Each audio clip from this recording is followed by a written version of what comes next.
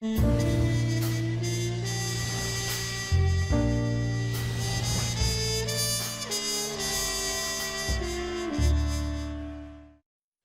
Alley is back from summer vacation. I'm your rested and refreshed host, Eddie Muller. I hope you enjoyed Summer Under the Stars. We're getting things restarted with a pair of unlikely co-stars. Claudette Colbert and Robert Ryan star in the 1950 RKO release, The Secret Fury.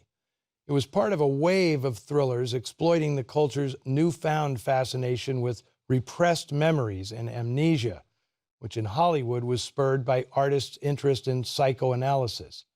Hitchcock's Spellbound led the way in 1945, and films like High Wall, The Locket, Shock, Possessed, The Dark Past, Manhandled, and Whirlpool, among many others, all featured variations on a locked room mystery, only with the locked room being the human mind.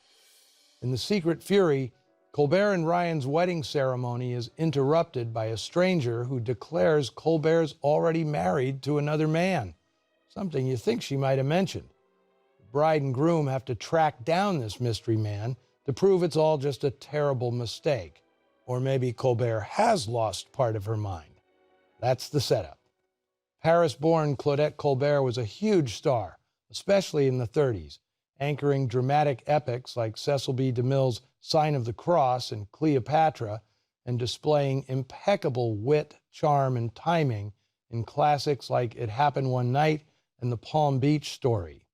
Although noir was definitely not her métier, Colbert had just done one very similar to this, Sleep, My Love, made in 1948 by Mary Pickford's Triangle Productions.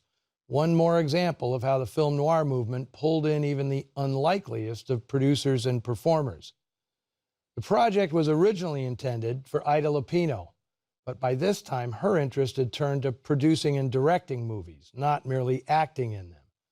Claudette Colbert was also delving into the production side of the business. She was the silent producer of this film, along with the credited Jack Skirball, a former rabbi turned producer. They were partners in Loring Theater Corporation, which made the film in association with RKO. Colbert agreed to star on the condition it be directed by her friend and colleague Mel Ferrer. Although he's mainly known today as an actor, Ferrer was initially signed by Columbia in 1944 as a director in training, although his stage acting experience brought him work mainly as a dialogue coach.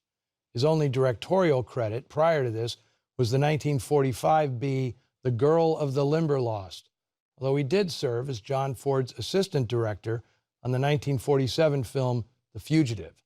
Thanks to Colbert, Ferrer finally got a directing credit on a prestige picture.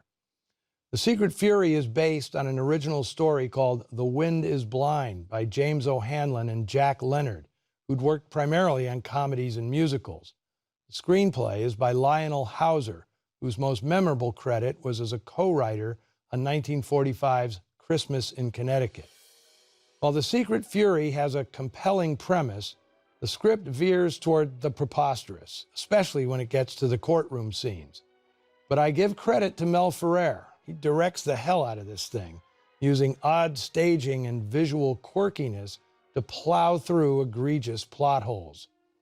Unlike most of the people involved, Robert Ryan was a fixture in film noir. His Oscar-nominated performance in 1947's Crossfire ignited his career, but threatened to typecast him in menacing, malevolent parts, like he played in Act of Violence and Caught. Here, Ryan is charming and gallant, but because he's Robert Ryan, you're never too sure about his motivations. His presence alone gives the film an extra level of ambiguity and suspense. The supporting cast features writer-actress Jane Cowell, ex-con actor Paul Kelly, and everybody's favorite next-door neighbor, Vivian Vance, in her first credited film role. Here is The Secret Fury.